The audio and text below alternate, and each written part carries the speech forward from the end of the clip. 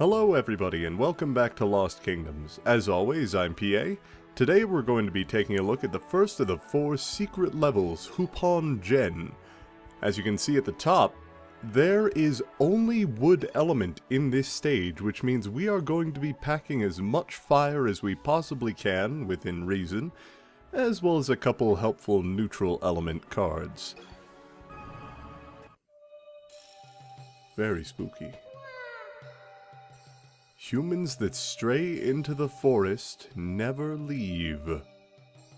And judging by those skeletons in the back, I might be able to guess why. These guys didn't make it very far. Beware death stalk ahead. Something. Who cares? We got adventure. And yes, there are skeletons on the ground absolutely everywhere throughout this level, just to make it seem spookier. Luckily, this hidden secret forest does have working power doors, and some nasty enemies to take you down. Now, these sets of armor are probably going to be, I'd say, the primary enemy for this level.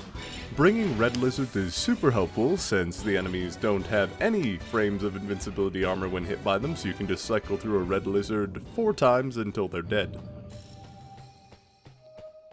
Now one thing really quickly that I'm sort of iffy on about these secret levels is... What are you doing in there, fairy? Mushroom isn't a home. Anyway, what I'm sort of iffy on in these levels is they give you a lot of elemental cards of the element of the place that you're going in, which fits thematically, but by this point you'll have most of them by necessity to be able to get into the level, so it's just kind of boosting your card count. Which, I suppose, might be alright. Oh no, some spooky enemies. Giant bees return from the second stage, but because there's only one enemy model for giant bees, they don't actually have any more HP than they did back then. So, kind of a pushover, if I'm being honest. Of course, the Chaos Knights are kind of a pushover themselves. So we're in here to enlist the help of the White Tiger, a legendary being of the wood element, who may be able to help us in our quest against the Enchanter. Now, some of these levels are a bit larger than the others. You do get some evil eyes in here, and I'm actually going to be using the dragon right now because, this is probably the best opportunity I'm ever going to get. As with before, the dragons are powerful beyond reason, but ultimately limited by their long wind-up time. They're kind of finicky range due to their size, so take it for what it's worth. Also, miss enemies with red lizards for what it's worth. Red lizards only costing one magic crystal also helps their cause quite a bit. They're like the Fire Elemental Lizard Man, and I love Lizard Man, it's a great card.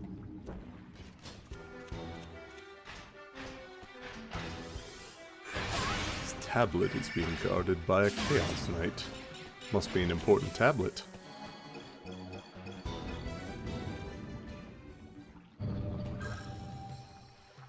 Remaining God? Gods would meet? Sealed the prisons of gods with runestones. That sounds like lore. Lore that we haven't seen the intro to yet. Yes, there is an unofficial timeline in which you should handle these levels to get the lore in the correct order. I wasn't aware of that when I played through this game again, so our lore will be slightly scattered.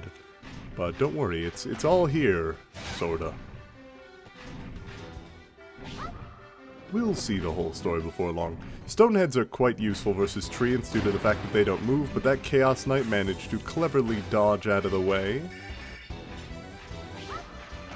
And here is where I will first demonstrate a card I'll probably be using for a while now, or at least I hope I will, the Steel Skeleton. Steel Skeletons only have 60 health, so they actually have less than the Demon Skeleton card that I also have. But Steel Skeletons are notable for 2 things. One, they have a defense stat of 48. Now what does this mean for us? Not much. What it means in-game is that their percentage damage is lowered by, I think it's about half? So he's only taken 6 damage. The other thing about Steel Skeletons is that though they have lower HP, their attacks will actually drain enemies of their health. They are one of the few independent monsters to restore their own health, and when health is linked to time you're allowed to stay on the field, it's an incredibly important stat, so the Steel Skeleton is actually really, really useful. Unfortunately, against faster monsters it's not quite as helpful since the skeleton suffers from poor tracking and turning rates, but it almost doesn't matter.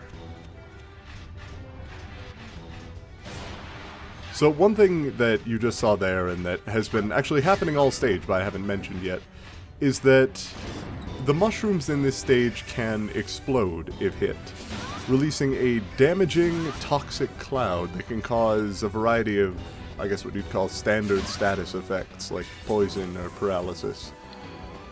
They're not the most useful, but they're also pretty hard to get hit by. I managed it there, but...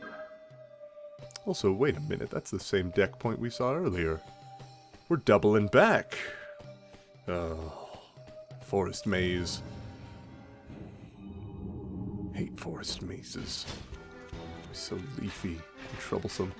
Also, I'm finally using the Tiger Mage. It is about goddamn time. Tiger Mage is actually incredibly useful. I'm sorry that I didn't use it more in this game. I've been using it a lot in the second game.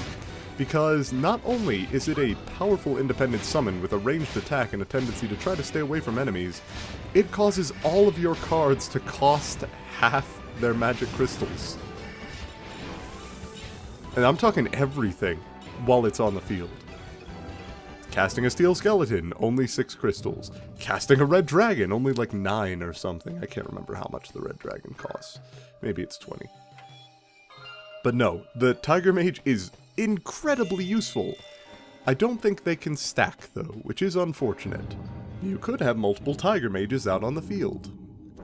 Unfortunately, while they are great mages, they remain shit tigers, so keep that in mind. They're not great at melee, so you'll probably want something else to tank. Luckily, we have acquired one of the best tanking classes in the game in the form of the Steel Skeleton. So, it all works out pretty well. So this is kind of what it's like if you use a deck full of independent monsters. You run around, collect magic crystals, and let them fight. I haven't used an independent deck before now, one because Steel Skeletons can also cause the petrification status if they weren't good enough already.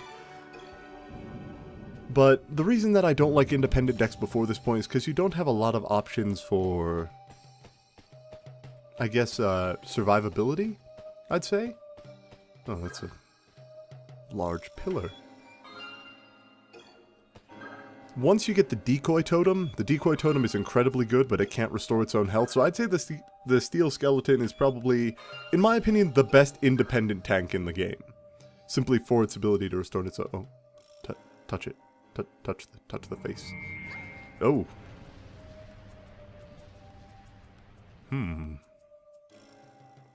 Now, they say door, but it's actually doors. Touching that makes every single door in the forest maze open up.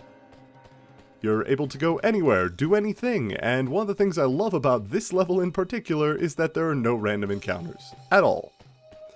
If you can defeat the set enemies for the boss rush type of area, you know, you're pretty well off. Also, wait a second, there was a fairy back here. I didn't know that. Thank you, Red Fairy, for telling me that it is one of the 4 sacred beasts. With 4 hidden levels, I wonder where we will find the other 3 sacred beasts. Yeah, you have a hidden Red Fairy over there. Oh, he's very strong, huh? How strong could he be? I'll bet he's pretty potent. Also, you get a couple more treasure cards over here. Treant, not incredibly useful, but it's alright, especially when combined with the Steel Skeleton if you're running an independent deck. Unicorn's alright, heals, restores cards, and Fenrir, which I'm pretty sure is supposed to be Fenrir, which is just the Wood Elemental deal damage to everything card. everything that is weak to wood element, so every earth creature on the field. This forest maze is a bit trickier when they're not telling you explicitly where to go.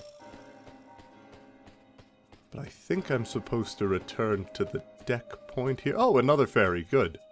Hello, friend. I ask myself that question every day. So, we're going to need every point of HP we can muster for this fight, because it is, in my opinion, the single most difficult fight in the game. Which is why I did this level first. I wanted to get it out of the way.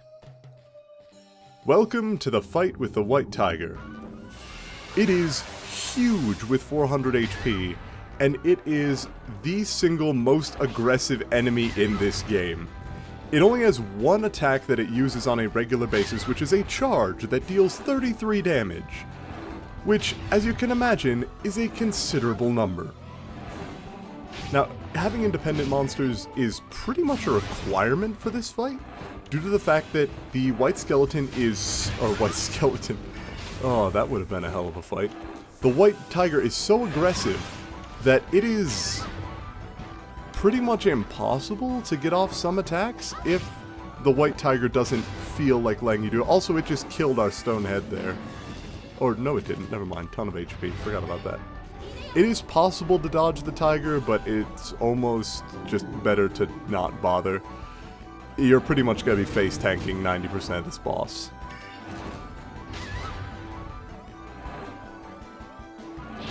Now, using your invincibility frames from attacking with things like the red lizards or the great demons or mediocre demons is pretty much a requirement for this fight, but more than anything, you just have to kind of remember you're gonna get cornered at one point, and if you do, it becomes a flat-out slugfest. If you do not beat this guy before... oh, here's the thing, by the way.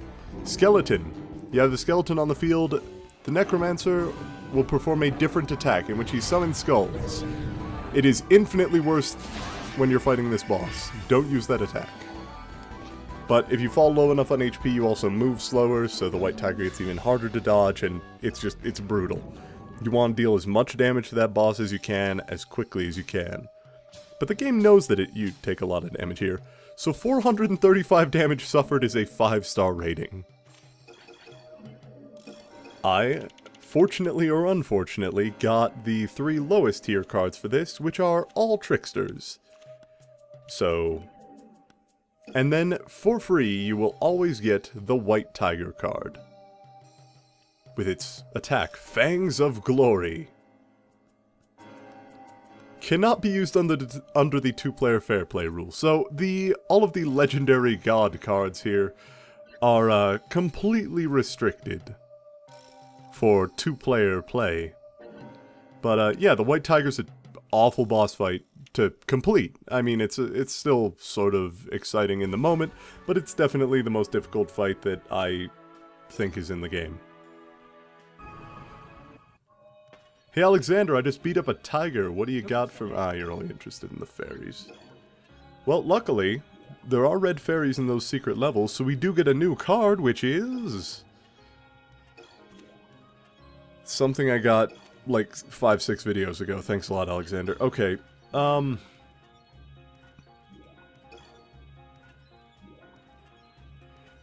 oh boy, more fairy backstory. Remains just as horseshit as the day it was conceived. But, with that, let's head to the apothecary real quick. Are there any new cards? Pretty much no. I mean, you can buy some of these if you really want to, but it's almost not worth it, so at this point, we're just gonna step out. But after this, we're going to the Temple of Amen-Tank, one of my favorite levels in the game. I think that all these secret stages are really cool, actually, so I'm excited for the next couple of videos. But in any case, thanks for watching, and I'll see you all next time.